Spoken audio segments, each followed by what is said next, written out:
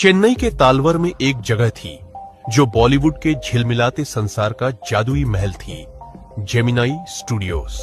यहाँ सुबह की धूप जब लाल ईंटों की छत पर पड़ती तो पूरी इमारत फिल्मी रंग में रंगी लगती। पुराने अस्तबल को अब मेकअप रूम बना दिया गया था, जहां कलाकारों के चेहरे पर पैनकेक की मोटी परतें चढ़ती थी।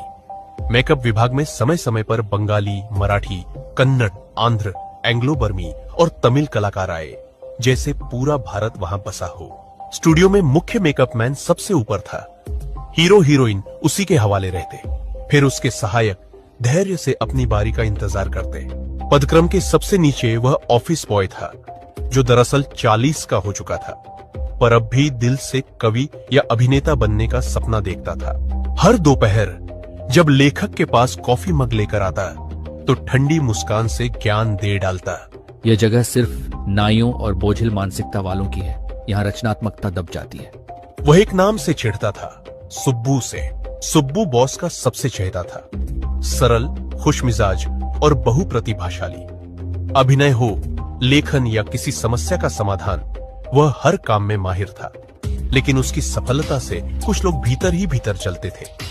यही था जेमिनाई स्टूडियोज, जहां रचनात्मकता और ईर्ष्या दोनों साथ चलते थे। स्टोरी विभाग में एक वकील भी था, एकदम अलग, स्याह कोट, सफेद शर्ट, गंभीर चेहरा। और जब स्टोरी विभाग बंद हुआ तो उसकी किस्मत भी वही थम गई। जेमिनाई स्टूडियोज अपने कवियों के लिए मशहूर था। दोपहर की कॉफी, खादी के कुर्ते, गांधी जी की बातें, माहौल देशभक्ति और आदर्शों का था। लेकिन कम्युनिज्म शब्द जैसे सबकी आंखों में खटकता था। एक दिन वहां फ्रैंक बुचमैन की मोरल रीआर्मामेंट आर्मी पहुंची।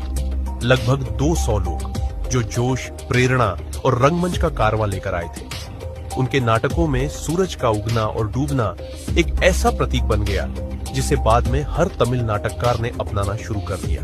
कुछ समय बाद जेमिनाई स्टूडियोज में स्टीफन स्पेंडर नाम का विदेशी लेखक आया, जिसने लोकतंत्र पर भाषण दिया, पर स्टूडियो के कर्मचारियों को उसकी बातें समझ नहीं आई। सालों बाद लेखक ने पाया कि वही स्पेंडर एक ब्रिटिश पत्रिका एनकाउंटर का संपादक था। फिर एक दिन द गॉड दैट फेल्ड नाम की किताब मिली, जिसमें स्पेंडर और अन्य लेखकों की कहानियां थी, कैसे वे कम्युनिज्म से आकर्षित हुए और फिर निराश हुए।